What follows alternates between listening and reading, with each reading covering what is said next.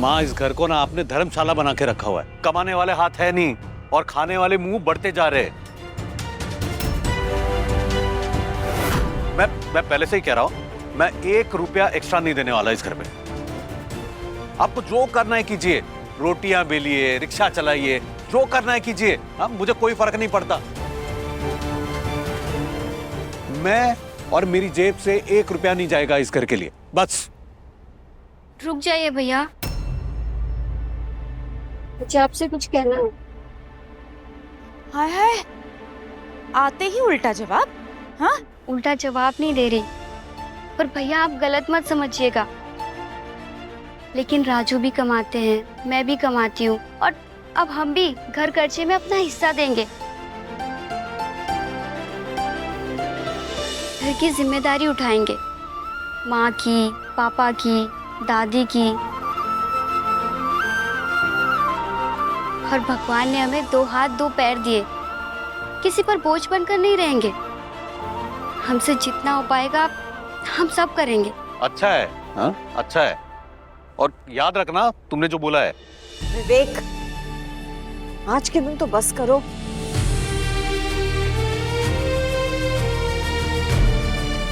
रेवती, बेटा चंपा को किचन में ले जा। जी माँ जी। चंपा आओ। चंपा, हाँ। ये लो। हमारे यहाँ की रस्म है, नई बहू सबसे पहले आकर कुछ मीठा बनाकर सबको खिलाती है। अब दूसरी बहू को तो खाना बनाना आता नहीं, तो माँ जी ने तो उसके लिए रीत रस्म ही बदल दी। लाडली जो है।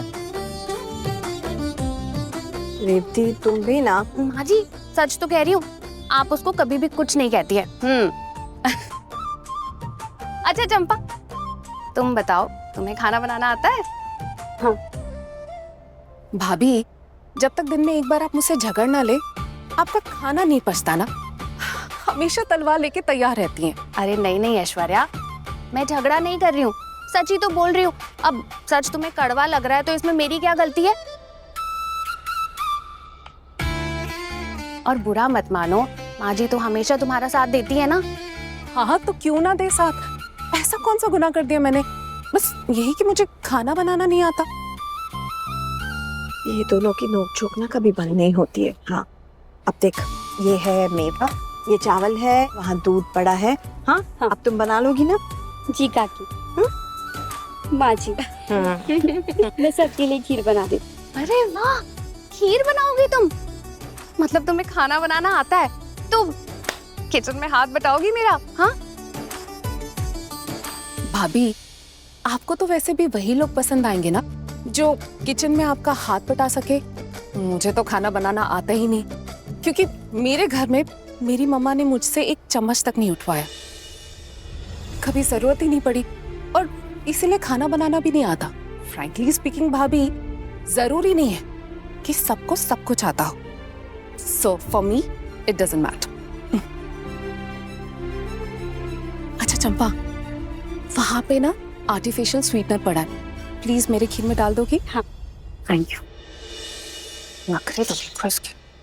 रेवती, तुम्हें भी इसे ना तंग किए बगैर चैन नहीं आता। अच्छा, अब तुम भी मेरा मजाक बनाओगी? मैडम जी के साथ मिलकर ताने मारोगी मुझे? नहीं भाभी, मैं आपका मजाक क्यों उड़ाऊंगी? मैं तो कदम से कदम मिलाकर आपके साथ चलूंगी। और वैसे भी ताने मारने से क्या मिलेगा? जो आपके दिल में हो ना, वो साफ साफ बोल देना चाहिए, आसानी रहती है।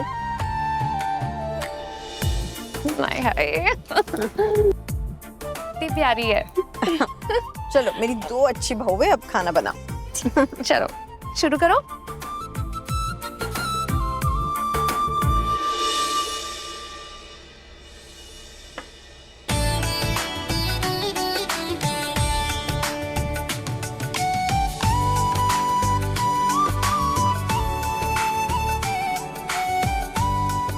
जीती रहो, जीती रहो, जीती रहो, हमेशा खुश रहना।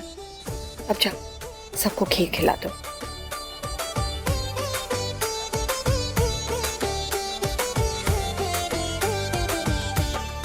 नहीं नहीं नहीं, ना ना ना, मुझे मनाने की कोशिश मत कर, नाराज हूं मैं तुझसे। हाँ अब तो तू बड़ा हो गया है, जिंदगी के सारे फैसले अकेले ले सकता है?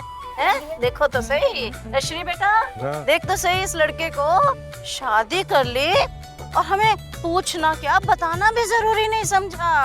हम तो इसका कुछ लगता ही नहीं है ना। हाँ। माँ क्यों परेशान कर रही है बेचारे को, वैसे ही पहले से बहुत परेशान है वो। अब्बा हाँ। यार अच्छा, मतलब कि हमारे सिवा तेरा और कोई नहीं है, हैं? बताओ कौन है? ये है, अब ये है तेरे लिए, हम तो तेरे लिए कुछ भी नहीं है। ना ना ना ना ना, मुझे मनाने की कोशिश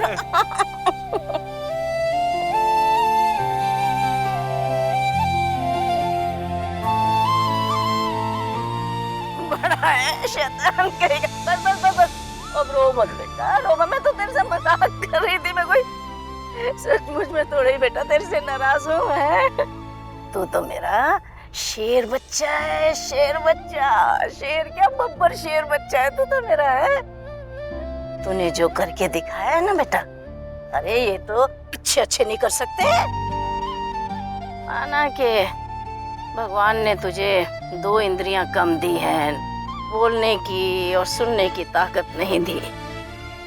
पर बेटा एक बात जरूर कहूंगी कि ईश्वर ने तुझे बहुत ही साफ और विशाल दिल दिया है। हाँ, ऐसा विशाल दिल जिसके सामने अच्छों के भी दिल फेल हो जाए।